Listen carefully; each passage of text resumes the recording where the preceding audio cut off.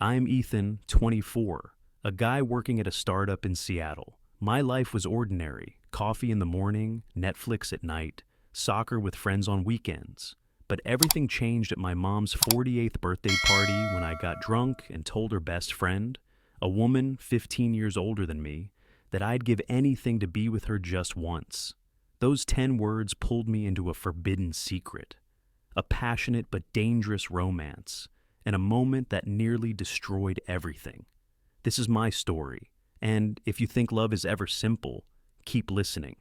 Have you ever done something crazy for someone? If so, hit like and subscribe to The Cheater's Diary for real stories behind bold choices. I grew up in suburban Seattle, in a small house with a white picket fence and a garden my mom treated like treasure. My mom, Linda, is a tough woman, a manager at an insurance company, always smiling despite life's challenges after my dad left when I was 8. I work remotely for a tech company, coding and designing interfaces. Steady work, nothing flashy. I like quiet, evenings gaming or sipping beer with close friends. Parties, not my thing. But when Mom threw her birthday bash, the world knew I had to show up. The party was on a Saturday night in June.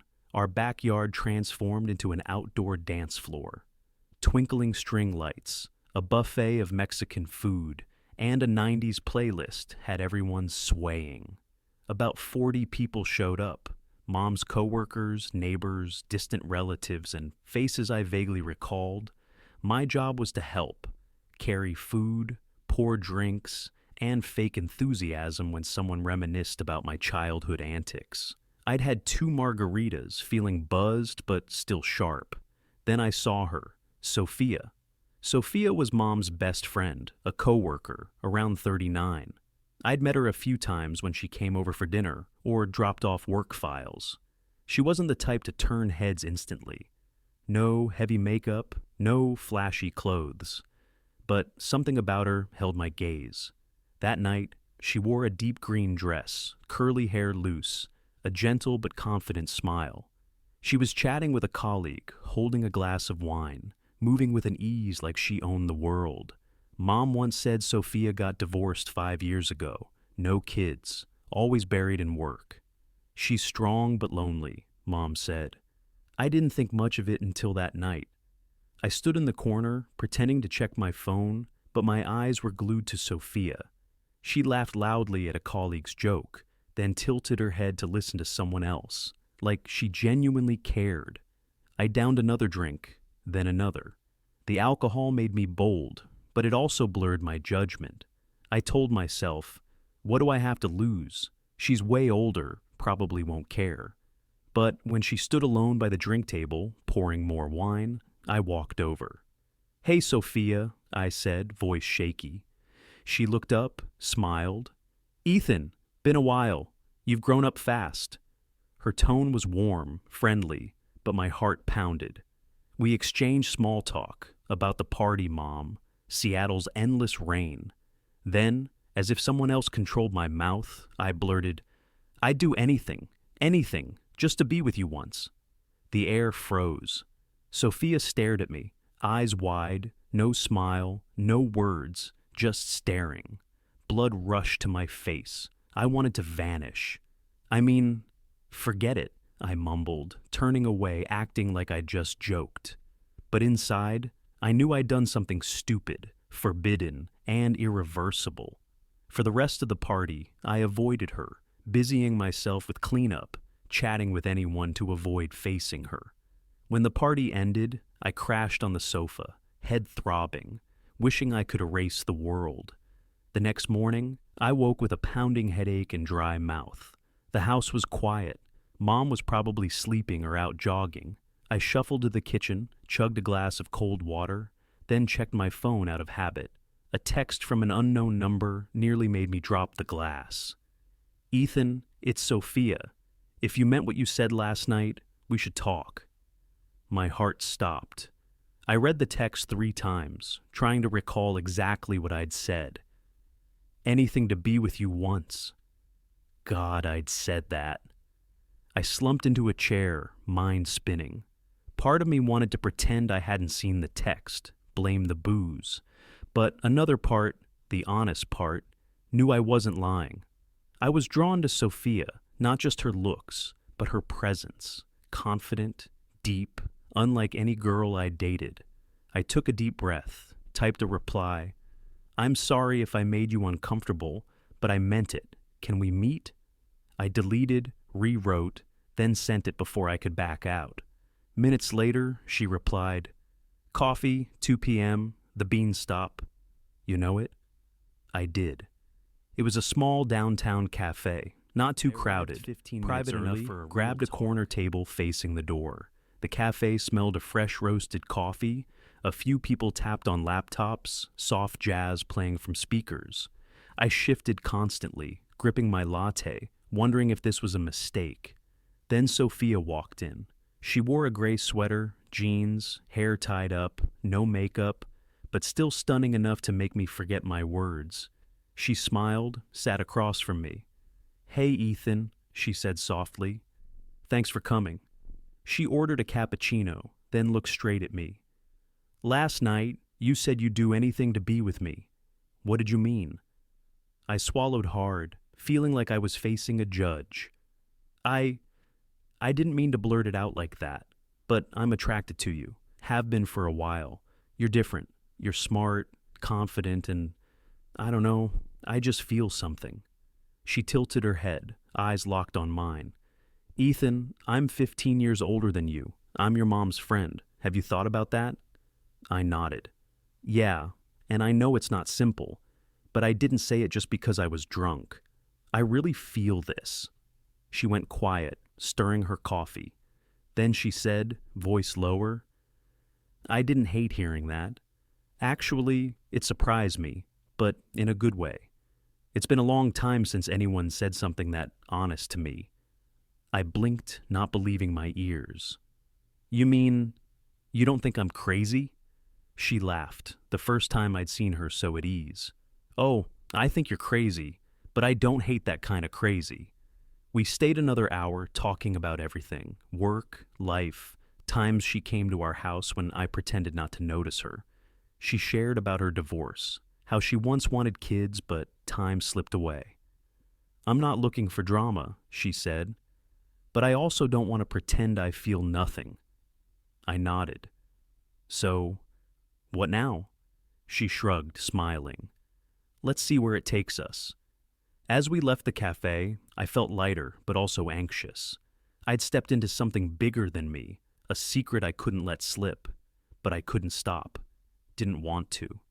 The next week, Sophia texted, asking if I wanted to walk at Gasworks Park, a quiet spot overlooking Lake Union. I wore a hoodie, jeans, trying not to look like it was a date. She was there, sitting on a bench, holding a paper coffee cup, sunglasses on. You made it, she said, smiling. We strolled along the lake, talking about small things, favorite movies, foods she loved to cook, how I drove mom nuts skipping school to game. She opened up about her life, how she once saw divorce as failure, but now saw it as a chance to live authentically. So why do you like me? She asked suddenly, stopping to look at me. I fumbled, scratching my head. You're real. You don't fake it, don't play games. And you make me want to be a better version of myself. She stared at me, then nodded. You know, Ethan, I'm scared this is wrong. But I'm also scared if I don't try, I'll regret it.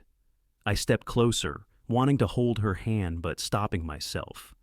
We don't have to rush. Let's take it slow. She smiled, touched my arm lightly. Thanks, Ethan.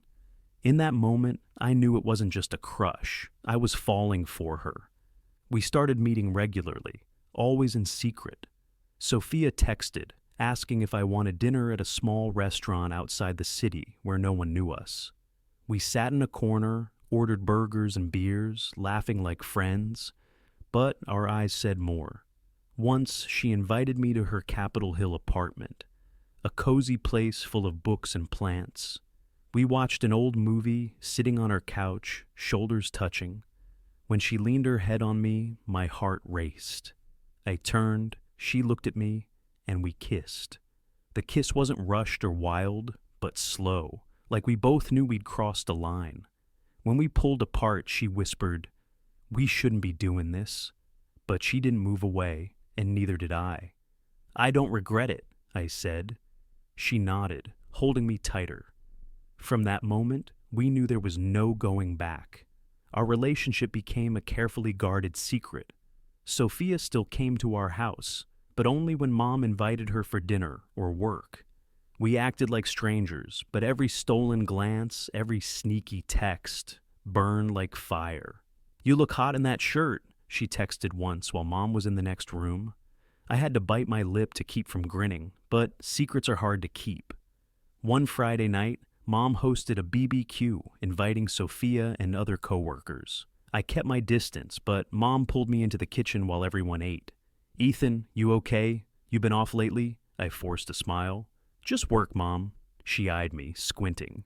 "You and Sophia, is something going on? She mentions you a lot, and you keep looking at her." "Mom, nothing's happening."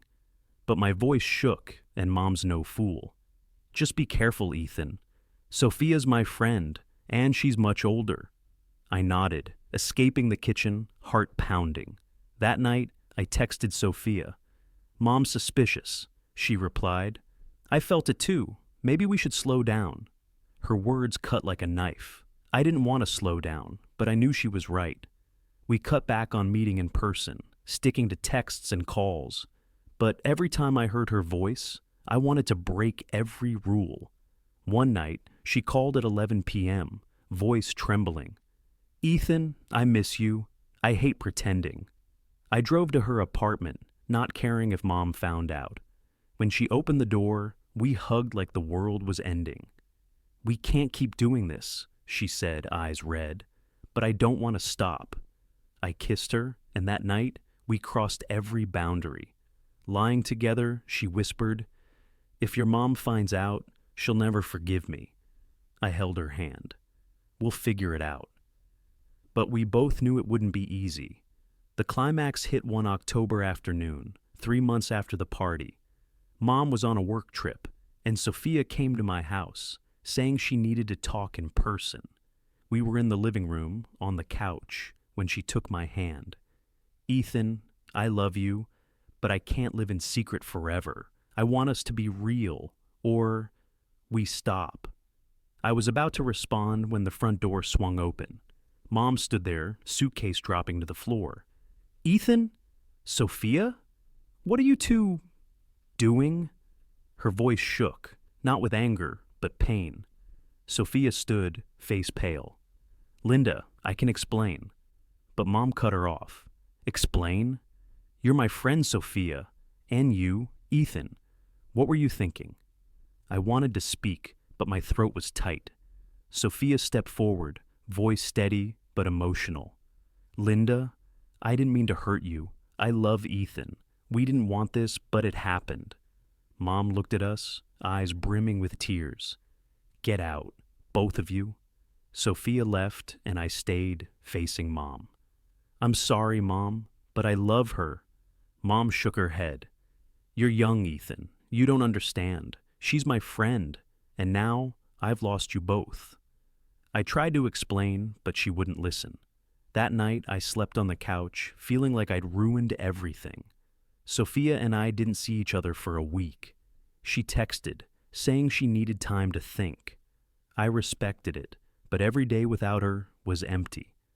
Then one night, she called me to her apartment. When I arrived, she hugged me, crying. "I'm sorry for leaving you alone, but I can't lose you." We sat, talked for real. She said she'd met Mom, apologized, and explained everything.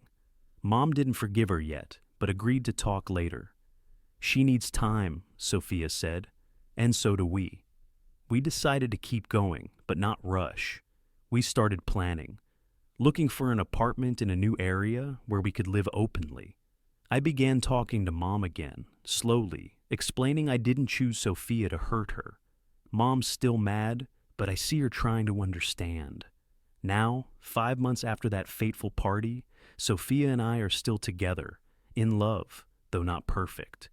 We're not hiding anymore, but we keep it quiet around those who don't need to know. Mom and I are mending, bit by bit. Sophia still works with Mom, but they've learned to separate work and personal. I've learned love is never easy, especially when it breaks every rule. But if it's worth it, you fight for it. Sophia is who I choose, not just once, but every day. And I wouldn't trade that for anything. Thanks for listening to my story. If you've ever kept a love secret or faced a tough choice, share it in the comments. Don't forget to like, subscribe to the Cheater's Diary, and hit the bell so you don't miss our real stories about forbidden relationships, mistakes, and life lessons. What should Sophia and I do next? Let me know.